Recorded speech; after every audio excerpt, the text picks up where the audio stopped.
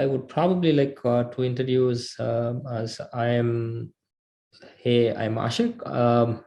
I would like to meet up with you after 20 years of time lapse. Um, all along, there has been a dream of becoming a pilot or an engineer, as I always have dreamt to be, and pursuing a path of like doing an engineering to make tons of money. That was the only goal that I had, and over the last 20 years, life has taken a different path in whatever way it has to take. And here I am in terms of running a company, building a great company that is impacting million lives. That's what I have always wanted to do as a young guy, in terms of acquiring, investing, acquiring mergers, acquisitions of companies, and 20 years later, here I am making some of those things happen.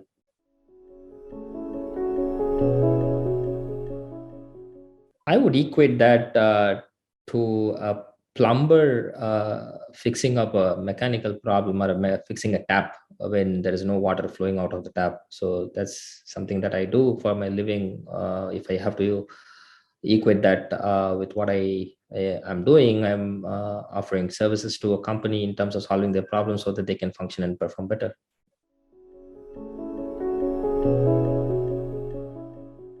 I would say I left my professional career uh, with the intent of knowing whether I have that alma mater to pursue the entrepreneurial journey. And I really did not know if I am doing a good one, or whether it is just out of the black hole, like that I'm trying to jump out of my fat paychecks and no risks, no commitments. And jumping into the entrepreneurial journey was the biggest risk that I had done to myself in my career, to test if I'm really worth it without the assured income that we all get as an employee.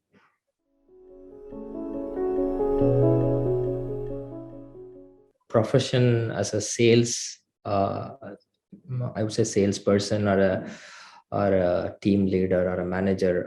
All along, the best part that has happened with my life is I have been traveling, I have been meeting people, I have been connecting, networking with so many different sections of the society, because at the current organization, we do a lot of things to as a part of corporate social responsibility program. We do a lot of social initiatives to contribute to the society back. The learning that I get when I meet sections of people, customers, and partners both in the country and in the international environment. Every single meeting, every single person whom I meet is a clear learning that I have gained so far. And I think that has added to my experience. And when you try to implement certain good practices that others do, and try to course correct like what mistakes that you are currently doing, these meetings have helped a long way in terms of the place where I'm in at this point in time. And I think every leader does that.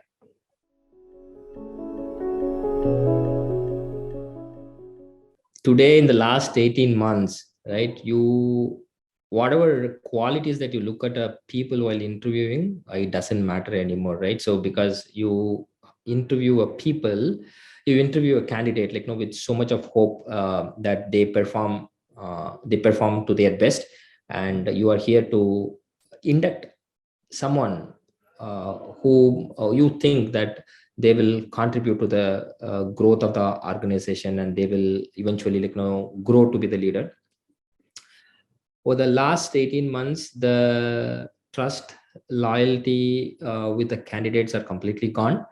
And today it's very very hard. Even if you find a good candidate and if you want them to come on board, it is no, it's highly impossible in the tech industry. But what the traits that like typically I look for is the passion that the candidate exhibits during the interview. And the second factor is the compassion that he would show to his fellow colleagues, peers, and subordinates.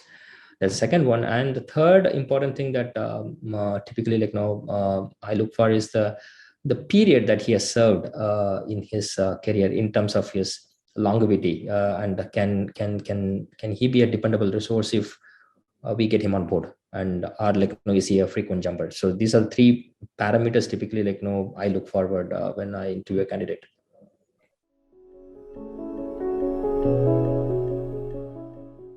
The volatility, uncertainty, and all those things like the VUCA world, we have to. So one thing that what we have been successful in during this all this ambiguous environment is about um, customer first approach. So we give priority to our customers, and that has helped us to survive, sustain, and thrive in this uncertain and ambiguous and complex world.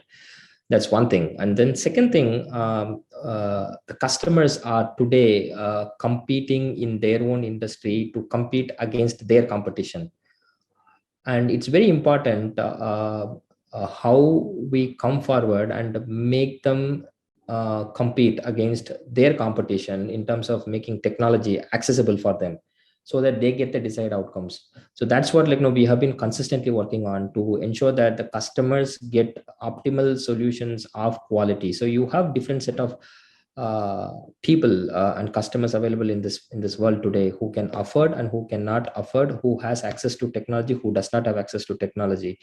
Ultimately, the one thing that we have been consistently speaking all through the organization is customers first and customers first, and that has helped us to survive and thrive in this VUCA world.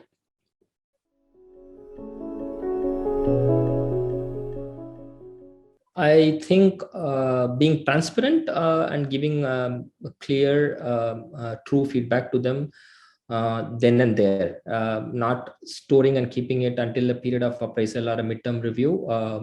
That is not the one thing that we want to do. With the being transparent and give direct feedback as and when the incident happens, that's one.